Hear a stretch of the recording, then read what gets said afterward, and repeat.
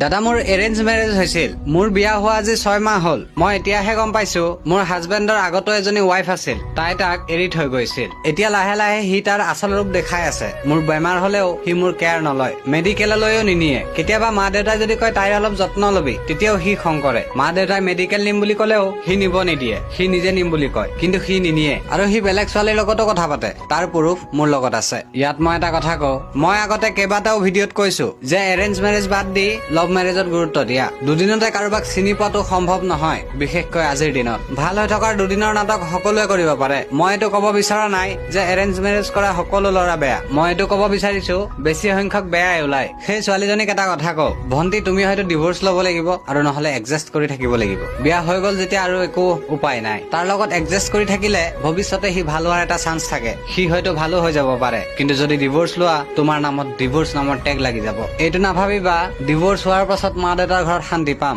তাতো নোপোৱা। তাত আৰু বেছি অশান্তিহে পাবা। কোনোবাই তোমাক হাঁহিব, কোনোবাই ঠাট্টা মাৰিব, কোনোবাই তোমাক নিজৰ কামত ব্যৱহাৰ কৰিব। ল'ৰাজন যদি ভাল হোৱাৰ 1% হলেও চান্স আছে, তেতিয়াহলে তাৰ লগত এডজাষ্ট কৰি থকাটোৱে ভাল হব। বাকী তোমাৰ জীৱন কি কৰিলে ভাল হব সেই সিদ্ধান্তটো লোৱাৰ জ্ঞান হয়তো তোমাৰ আছে। ধন্যবাদ।